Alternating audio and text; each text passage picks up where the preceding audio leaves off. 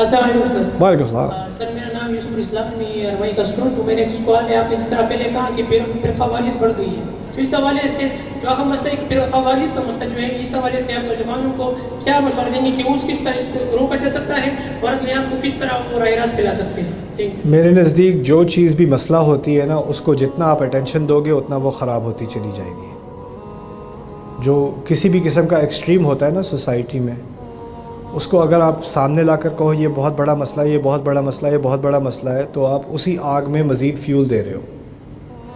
اصل چیز یہ ہوتی ہے کہ اس کا ایک آلٹرنیٹیو چاہیے ہوتا ہے، اس کا کوئی نیا راستہ چاہیے ہوتا ہے جو اس کا مقابلہ کرنے کے بجائے اس کی جگہ اس کا فوکس کچھ زیادہ، اس کی اٹینشن کچھ زیادہ ہو جائے. اسے کہا انگریزی زبان میں اس کو کہیں گے یا تو آپ کے پاس ہوتا ہے کاؤنٹر نیریٹو یا ہوتا ہے آلٹرنیٹیو نیریٹو. میں آلٹرنیٹیو کی بات کر رہا ہوں. کچھ لوگ ایسے ہوتے ہیں جو بہت زیادہ شدید بات کرتے ہیں، اور وہ شدید بات اس لیے کرتے ہیں کہ انہیں پتہ ہوتا ہے کہ ہماری شدید بات کا ہمیں ریاکشن ملے گا. جب آپ ان کو ریاکشن دیتے ہو تو وہ ان کے لیے رزق کی طرح، کھانے کی طرح ہوتا ہے. اس سے وہ خوش ہو کے پھر وہ مزید شدید بات کرتے ہیں، پھر آپ کو دوبارہ ریاکشن دینا پڑتا ہے. ایسے لوگوں کے لیے کیا کہا ہے اللہ تعالیٰ نے کہ ان چیزوں کو پوری طرح کیا کیا جائے؟ اعرض عن الجاہلین. ان کو اگنور کرو، ان کو irrelevant بنا دو.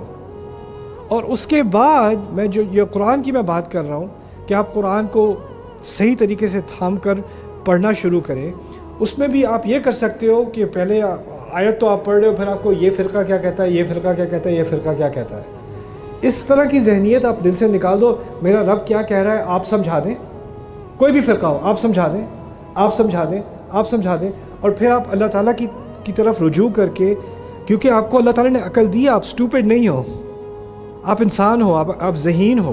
اب یہ مت سمجھو کہ باقی سب کو سمجھ آ گیا، مجھے ہی نہیں آ رہا سمجھ. یہ بھی ایک طرح کا ہم نے اپنے اوپر ایک پیرالائسس بنایا ہوا ہے. دیکھیے جب میں اسلام کی تلاش میں تھا کالج کے دنوں میں، میرے سامنے نہ صرف سینکڑوں فلسفے موجود تھے نیو یارک میں، لیکن کیونکہ نیو یارک ایسی جگہ ہے جہاں سے لوگ امیگریشن کر کے آتے ہیں، تو دنیا کے ہر اسلام کا فلیور نیو یارک میں موجود تھا.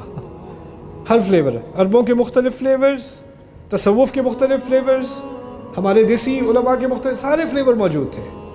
اور سب کا ذائقہ لینے، اور جو آپ کہہ رہے ہو نا کہ اب کس کو فالو کیا جائے، کیا کیا جائے، وہ سوال جو آپ کا ہے وہ میرا بھی تھا، میں بھی اس سے گزر چکا ہوں. لیکن ایک چھوٹی سی بات مجھے سمجھ میں آئی. میرے رب نے یہ دعا سکھائی ہے سورۃ الکہف میں، عسیٰ ربی ان یہدینی لاقرب من ھذا رشدا. میری امید یہ ہے کہ میرا رب مجھے جہاں میں ابھی کھڑا ہوں نا، اس سے تھوڑا اور قریب ہدایت کی طرف لے آئے گا، ایک اور قدم قریب. یہ کہنا مجھے اپنے لیے کہ میں ہدایت پر ہوں، اس کا لائسنس ہی نہیں دیا میرے رب نے مجھے بس اتنی کہنے کی اجازت دی ہے کہ میں امید رکھوں کہ ایک اور قدم ہدایت کی طرف لے آؤں، پھر ایک اور مزید قدم ہدایت کی طرف لے آؤں.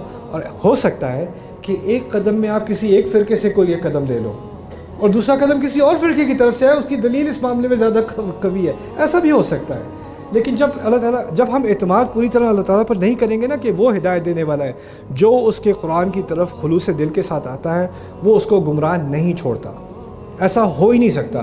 والذین جاہدوا فینا لنہدینہم سبلنا وان اللہ لمع المحسنین. جو بھی ہماری راہ میں کوشش اور جد و جہد کرتے ہیں، ہم ان کو قسم سے ہدایت دے کر رہتے ہیں. اور اللہ تعالیٰ احسان کرنے والوں کے ساتھ ہے، بہترین کرنے والوں کے ساتھ ہے. یہ اللہ کا وعدہ ہے. اس وعدے پہ مجھے اعتماد ہونا چاہیے. اور یہ ساری کنفیوژنز، یہ سارے سوال، جیسے میں نے کہا تھا نا دراز میں، غائب ہوتے چلے جائیں گے.